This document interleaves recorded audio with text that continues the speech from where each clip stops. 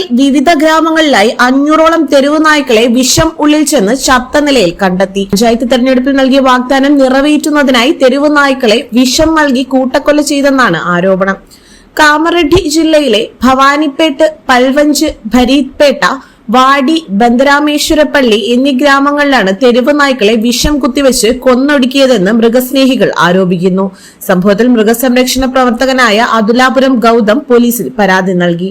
പഞ്ചായത്തിൽ പുതുതായി അധികാരമേറ്റ ഭരണസമിതിയുടെ നിർദ്ദേശപ്രകാരമാണ് തെരുവു നായ്ക്കളെ കൂട്ടക്കൊല ചെയ്തതെന്ന് പരാതിയിൽ ഗൌതം ആരോപിക്കുന്നു. 6 പേർക്കെതിരെയാണ് ഗൌതം പരാതി നൽകിയിട്ടുള്ളത്.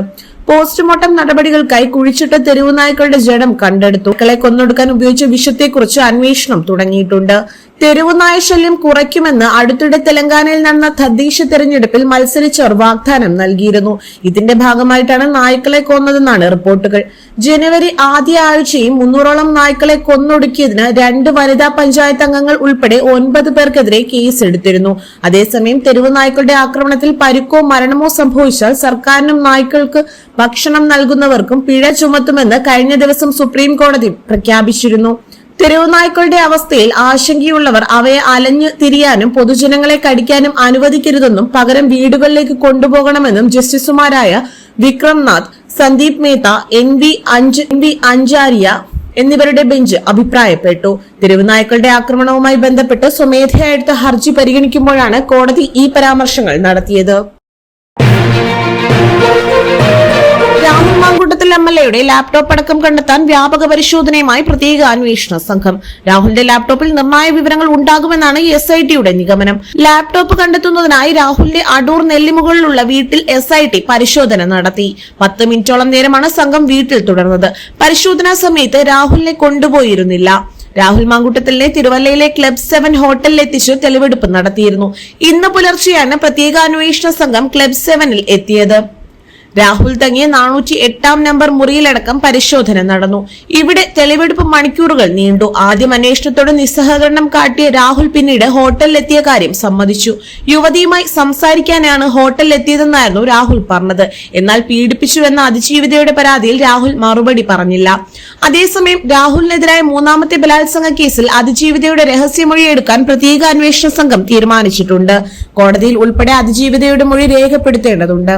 നിലവിൽ വിദേശത്തുള്ള അതിജീവിതയുടെ മൊഴി ഇന്ത്യൻ എംബസി വഴിയോ വീഡിയോ കോൺഫറൻസിംഗ് വഴിയോ രേഖപ്പെടുത്താനാണ് അന്വേഷണ സംഘത്തിന്റെ തീരുമാനം. ഇതിനായി തിങ്കളാഴ്ച ഹൈക്കോടതി അനുമതി തേടും. ഇന്നലെ SP പൂങ്കുഴലി അതിജീവിതയുമായി ഫോണിൽ സംസാരിച്ചിരുന്നു. രാഹുൽ മാങ്കൂട്ടത്തിന്റെ അറസ്റ്റിലേക്ക് നയിച്ച വിദേശത്തുള്ള യുവതി നൽകിയ പരാതിയായിരുന്നു. രാഹുലിൽ നിന്നേറ്റ കടുത്ത പീഡനങ്ങൾ ചൂണ്ടിക്കാട്ടിയായിരുന്നു യുവതി പോലീസിന് പരാതി നൽകിയത്. ആദ്യ കൂടിക്കാഴ്ചയിൽ തന്നെ രാഹുൽ അതിക്രൂരമായി ബലാത്സംഗം ചെയ്തുവെന്നും സാമ്പത്തികമായി ചൂഷണം നടത്തിയെന്നും അതിജീവിതം നൽകിയ പരാതിയിൽ പറഞ്ഞിരുന്നു. വിവാഹം കഴിക്കാമെന്ന വ്യാജേനയാണ് താനുമായി ബന്ധത്തിലായതെന്നും ഒരു കുഞ്ഞുണ്ടായാൽ വിവാഹം വളരെ വേഗത്തിൽ നടക്കുമെന്നും പറഞ്ഞ് വിശ്വസിപ്പിച്ചുവെന്നും യുവതി പറഞ്ഞിരുന്നു. നേരിൽ കാണാൻ ഹോട്ടലിലേക്ക് വിളിച്ചു വരുത്തി. ഹോട്ടലിന്റെ പേര് നിർദ്ദേശിച്ച് റൂം ബുക്ക് ചെയ്യാൻ യുവതിയോട് ആവശ്യപ്പെട്ടു. റൂമിലെത്തിയ രാഹുൽ സംസാരിക്കാൻ പോലും നിൽക്കാതെ ശാരീരികമായി ആക്രമിച്ചു. അതിക്രൂരമായ പീഡനമാണ് നേരിട്ടതെന്നും യുവതിയുടെ പരാതിയിൽ പറഞ്ഞിരുന്നു.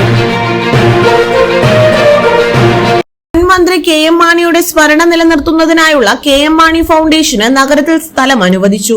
25 സെന്റ് സ്ഥലമാണ് അനുവദിച്ചത്. തിരുവനന്തപുരം നഗരത്തിലെ പ്രധാന കേന്ദ്രമായ കവടിയാറിലാണ് ഭൂമി അനുവദിച്ചത്. മന്ത്രിസഭാ യോഗത്തിലാണ് പ്രഖ്യാപനം. മുന്നണി മാറ്റ ചർച്ചകൾക്കിടയിലാണ് ഭൂമിദാനം. കൊടിയേരി പഠന കേന്ദ്രത്തിനും ഭൂമി അനുവദിച്ചു. കൊടിയേരി പഠന ഗവേഷണ കേന്ദ്രത്തിന് 1.139 ഏക്കർ ഭൂമി അനുവദിച്ചു. തലശ്ശേരി വാടിക്കകത്താണ് ഭൂമി അനുവദിച്ചത്. തിരുവനന്തപുരം വെള്ളയമ്പലത്തുള്ള വാട്ടർ അതോറിറ്റിയുടെ കൈവശമുള്ള 25 സെന്റ് ഭൂമിയാണ് ഫൗണ്ടേഷന് 30 വർഷത്തേക്ക് പാട്ടത്തിന് നൽകാൻ തീരുമാനമെടുത്തത്. ഭൂമി മറ്റാവശ്യങ്ങൾക്ക് ഉപയോഗിക്കരുത്, ഉപപാട്ടത്തിനോ തറവാടകയ്ക്കോ നൽകാൻ പാടില്ല തുടങ്ങിയ ഉപാധികളോടെയാണ് ഫൗണ്ടേഷന് സർക്കാർ ഭൂമി കൈമാറിയിട്ടുള്ളത്. നിയോജക മണ്ഡലം രൂപീകരിച്ചതു മുതൽ തുടർച്ചയായി 13 തവണ വിജയിച്ച KM മാണി ഏറ്റവും കൂടുതൽ കാലം മന്ത്രിയായി ചുമതല വഹിച്ചതിന്റെയും റെക്കോർഡും സ്വന്തം പേരിലാക്കിയിട്ടുണ്ട്. 25 വർഷം മന്ത്രിയായിരുന്നു അദ്ദേഹം. 13 ബജറ്റുകൾ അവതരിപ്പിച്ചു.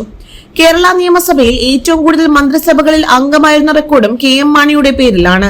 1/4 നൂറ്റാണ്ടോളം നിയമമന്ത്രിയായിരുന്നു അദ്ദേഹം. ആഭ്യന്തരം, റവന്യൂ, നിയമം, ജലസേചനം, വൈദ്യുതി, തുറമുഖം, മുനിസിപ്പൽ അഡ്മിനിസ്ട്രേഷൻ തുടങ്ങിയ വകുപ്പുകളും കൈകാര്യം ചെയ്തിട്ടുണ്ട്.